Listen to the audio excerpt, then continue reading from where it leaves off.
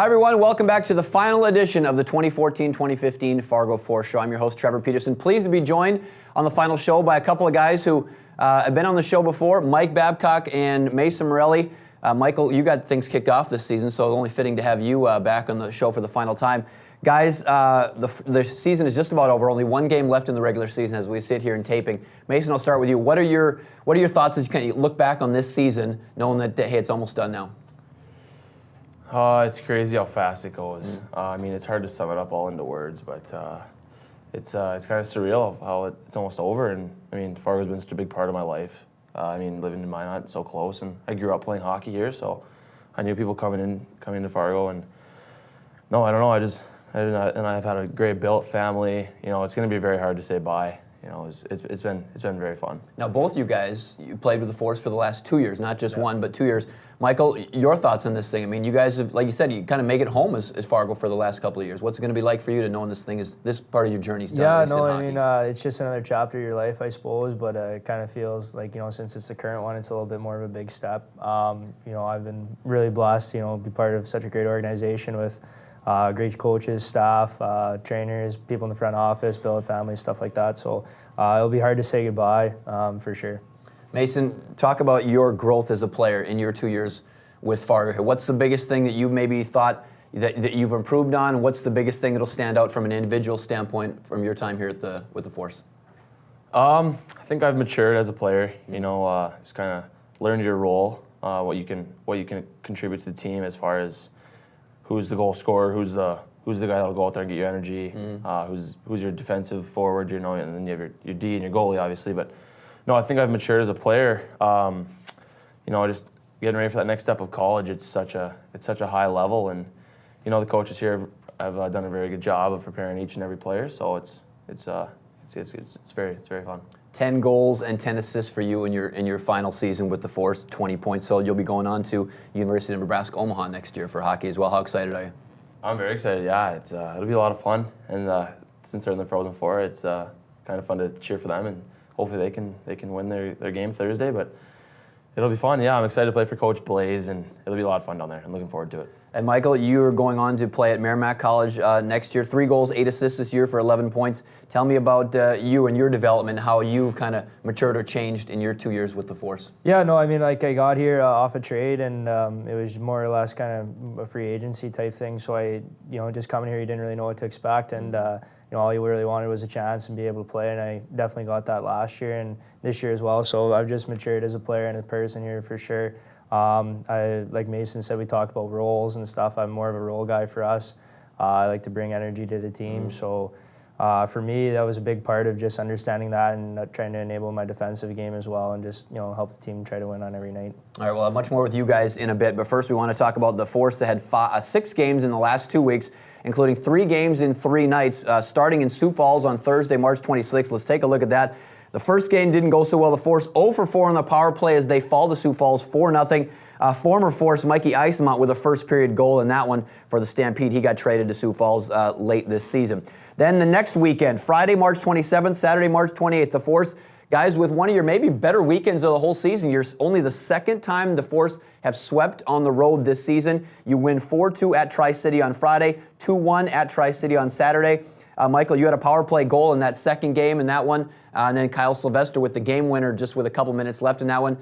Your thoughts on just getting a great road sweep, especially against a team in Sioux City who's been right up there at the top of the standings all season long? Yeah, no, I mean, just like we played the Sioux Falls the night before, and that was by us losing to actually eliminate us from playoff contention. So that was probably the low point for the season for us, just knowing that we had a set end date. So we wanted to make sure we came out really flat that night. So the next 2 nights we were playing a team that we thought we matched up pretty well against, and we felt that if we could give them our best game both nights, then we'd come out with victories. I was going to talk about that. You mentioned it. The Force were mathematically officially eliminated from the playoffs for the 2nd straight year on that week. And Mason, you guys have both been here 2 years, and unfortunately, neither of those years you guys saw the playoffs. How disappointing is that, knowing that you go through that whole long grind and the playoffs were just not meant to be these last couple of years?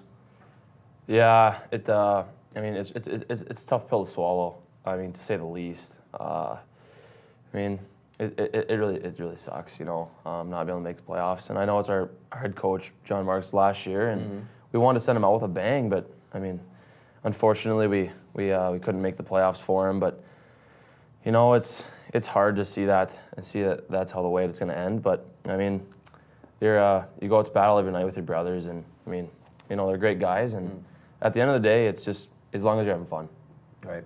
The following weekend, then the Force traveled to Sioux City for a Friday night tilt. We'll take a look at some highlights in this one. In the first, a nifty little 1-2-3 for the Force as it's Baudry to Pooley to our guest, Mr. Babcock, for the goal. 1-0 Force there. Later on in the power play, Justin Baudry scores this time off the nice feed from Riley Tufte. That's a power play goal, and it's 2-0 Force after a period. But Sioux City would score 4 of the next 5 goals. Joe Snively got things started in the second. He'd also net the game winner with just 30 seconds left to give the Musketeers the come-from-behind 4-3 victory. As I said, the game winner at the 19:30 mark of the third. On Saturday, it was handsome man night as the Force hosted Omaha. Maybe that was only a face a mother can love, huh, Michael? I'm not sure about that. Any thoughts on that? My mom would say so. First period, stick save by Jimmy Schultz prevents TJ Rue's second goal of the period. Still, it was Force 1-0 after 1. On the power play in the second, Riley Tufte, the pinpoint pass to Dennis Smirnov, 2-0 Force at that point. Nice. But just like the previous night, the opponent scored 4 of the next 5 goals, ultimately, including two in a 31-second span in the third. The result was the same, unfortunately. 4-3, Omaha wins it. Force, you guys outshot the Lancers 37-25, goals by Rue, Smirnov, and Mr. Babcock here. How disappointing, guys, to have a goal, Mike, to have a 2-goal lead 2 times in a row and let it slip. Is that one of those things that you just kind of tough to sleep at night when stuff like that happens? Yeah, I mean, like obviously you're starting to trend the wrong way. I mean, we thought we played really good hockey all weekend. You know, a couple bounces here and there, a couple calls go your way. We feel like we come out on top. We thought we played really well on Saturday night against Omaha. The shots show that. So I mean, you know, we were confident that if we play, you know, the way that we have been, and you know, continue our energy level and our work and our compete level, that we should be fine this coming Saturday. Let's take a look at then the standings after these last 6 games here. The playoffs the teams are all decided here. It'll be Sioux City, Tri-City, Omaha, and Sioux Falls. As Mason said, the Force 2 weekends ago just missed out in the playoffs. 28 ending that 1 game left in the season, rather 25, 28, and 6 for 56 points. So the Force could finish really anywhere from 5th place to 7th place in the USHL's Western Conference standings. Sioux City and Tri-City been kind of on the top the whole way. Mason, when you look at those standings, you guys started out with a 5-1 record, 6-2-1 to start the season, and then it was kind of just treading water the whole rest of the way. What do you think when you look at that? I mean, did you ever think at the beginning of the season that you'd be kind of right in that middle part of the mix? I mean, you were in a playoffs hunt the whole way, but just couldn't quite put that string together enough that you guys needed. Yeah, I mean, it's a tough league. You know, there's good players on every team, and it's hard to string together wins. And at the beginning of the season, we started off so well, and we wanted to keep that going, but like I said, the teams start clicking at the right times, and it's hard to make up points. You know what? Each point matters throughout the year. It doesn't matter if it's your 3rd game or your 37th game. You know, each point matters, and unfortunately, we didn't start clicking at the right time. And do you kind of feel like that when you mentioned it? You know, every point counts early in the season. Well, do you kind of feel like that at the end of the season? Sometimes you're okay, backs against the wall. Now you're chasing, or you guys were, you know, for the last maybe month. You know, it was kind of almost close to desperation mode. How do you guys treat that? Do you treat it any different? Does it feel any different, knowing that everyone's valuable? Do guys take it the same in the last month as maybe they do the first month, Michael? I talked about kind of with our coaches. You know, there's some times where we found games where we were losing in a shootout. We lost a lot in the beginning, and it was like, okay, well, we got a point. You know, that's what we're trying to do. We're trying to absorb as much points as possible, build a foundation, and then keep rolling.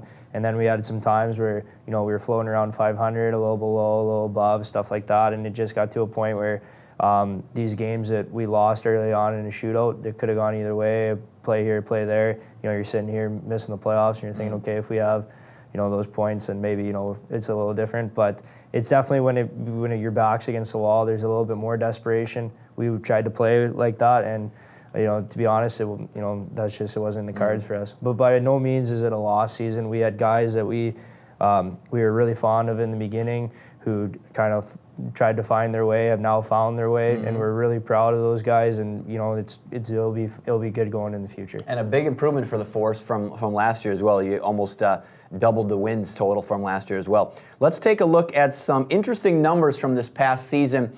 We'll call them Force facts, for lack of a better term there. Number one that stands out, guys, and Coach Marks mentioned after this past weekend as well, was just goal scoring.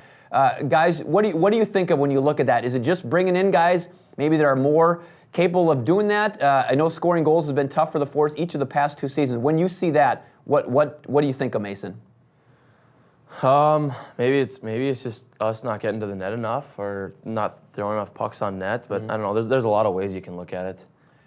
Regardless, I guess we just didn't get enough pucks in net like we needed to, obviously. Now you look at the specialty teams. They're 18% on the power play, 81% on penalty kill, right about in the middle of the league. 10th out of 17 teams on both of those.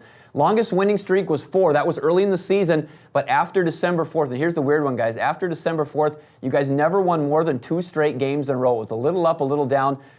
Looking back on that, Michael, is that hard to believe that, for the span of about 3 months, it was never more than 2 straight games in a row? Numbers don't lie, right? I mean, That's it is what it is, like they say. Like it's, when you look at it like that, like this is probably a little bit more disappointing, video than the last one you and I were together on, but it's hard to make a playoffs when you don't win more than 2 games after December 4th. And the longest losing streak was early on in the season as well. And then you guys didn't lose more than 3 games. So it was one of those really roller coaster seasons. One of the bright spots, obviously, always with the Force. The average attendance this year, 3,506, second in the USHL. Fantastic at Shields Arena. And you guys had a great home record as well. What are you guys going to miss about just playing at that arena this year? Because one of the best fan bases in all of the USHL. Yeah, that's a huge part of the Force organization. I mean, night in, night out, we know we're going to get a really good turnout with the fans. And how much does that help you guys? I mean, does that give you an extra boost maybe in the nights where you come out a little sluggish or different things, knowing that you got a great crowd behind you all the time? Absolutely, yeah. Kind of like the local team, the Minnesota Wild. Their thing is home ice advantage, but that's kind of like how we are too. We feed off the crowd and they can turn the tide on a game, especially if we get them into it, score a goal early, and they're into it. The other team can go into a shell, and we can be on the upper hand for sure. So, Michael, on the converse side of that, then, what does it take? What's it going to take for the Force to improve that road record? Is it just a mentality on the road? Is it knowing that if you get down or face a little adversity, you have some of the guys, the tough-mindedness or whatever? What's going to take to make that trend so that you're not only good at home next year, but on the road as well, do you think? Yeah, I think a lot of it's got to do, with being between the years. I think it's not that we weren't tough. It's just, some puck luck here and there, the way you react to certain things. So at the end of the day, it's just going to be some mental toughness. All right, let's take a look at the upcoming games. I guess we should say just game because the Force only have 1 left at this point. Final game of the season, Saturday, April 11th. It'll be versus the Sioux Falls Stampede, 7:05 at Shields Arena. It's also Fan Appreciation Night. So among other things, there's going to be a blind silent auction for the Force's blue jerseys there. So you won't want to miss that. Tickets at FargoForce.com. Final game of the season for the Fargo Force. A couple notes we should mention here. The leading scorer with just 1 game left, but it looks like the leading scorer will be Dennis Smirnoff for the Force this year. 39 points, 17 goals, 22 assists. And the leading assist guy will be Justin Beaudry with team high 29 assists. Thoughts on those guys, you guys, as you prepare to embark on your journey after the Force? Those guys had a pretty solid season as well. Yeah, no, I mean, if you'd like to have more guys with numbers like that, and that probably would have raised our goal numbers a little bit more. But those are 2 really, really good players. Bodes didn't get as much goals as he'd like to, but 29 assists is hard to do. And Dennis is just a very dynamic player. So they're 2 guys that people should keep an eye on going forward. All right, Mason, so you guys both have been here for 2 years. What is the future for the Force next year then? Some of the guys they brought in with trades late in the season. There's also some young guys that kind of got some time and showed a little bit what they can do. What do you think the thoughts are on the prospectus is for the Force next year? Looking at the future, I think it's bright. I think that's safe to say. I think Babs would agree with me.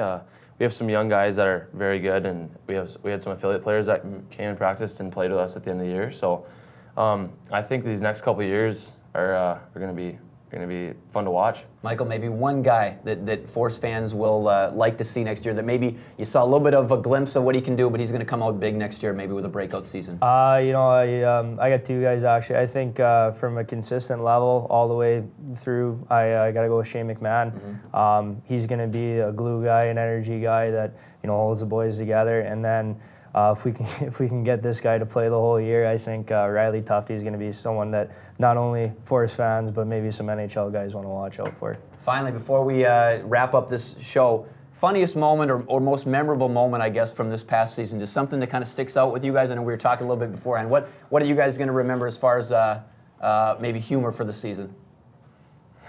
I guess Babs has as the story? I don't know. I think there's a bunch of different moments. I guess there's one kind of one that come to mind is we're on a bus trip in Youngstown. We're going there and we stop at a Tim Hortons, which is everyone's favorite coffee and donut shop, and we're trying to maintain healthy eating on the road. And Mason seemed to grab like 2 donuts or whatever, and the coaches saw and then just took him and ate him right in front of him, and he was just crushed, just a straight dagger. But I don't know. I think you look back on it, and we've talked a lot about this with Coach Mark since this is last year in hockey, and you remember the big games and you remember some of the bad games, but the most thing you're gonna remember the most and miss the most is the guys in the room. And we got a really, really tight group. This is probably the tightest group I've been a part of, and I wouldn't want to do it with anyone else. Does that make it easier to go through a season like this, Mason, where you didn't get exactly the goal that you wanted, but you had a great locker room, a great group of guys that you were with night in and night out? Yes and no. I mean, when you go through such adversity like that, just being close with the guys can make it a little easier, but then at the end of the season, we have to say bye to them, and that makes it harder, And I mean, you want to make a point where you can get out and see them all during the off season or in the future, because some guys are leaving, but no, it makes it a lot of fun during the year just being with the guys. I mean, we were never bored. We always had something to do, and the guys were close. I don't think there was anyone that was ever excluded, so we made it a lot of fun, and definitely gonna miss it. There's a lot to be said for that. Real quick, what kind of donuts were they? Boston cream. Okay. Boston cream, all right. With that, we'll end this edition of the Fargo 4 Show. Michael and Mason, thanks for joining us. Best of luck the rest of the way in your hockey Appreciate careers. it. Thanks for having you. us. All right, and thanks for watching all season long, everybody.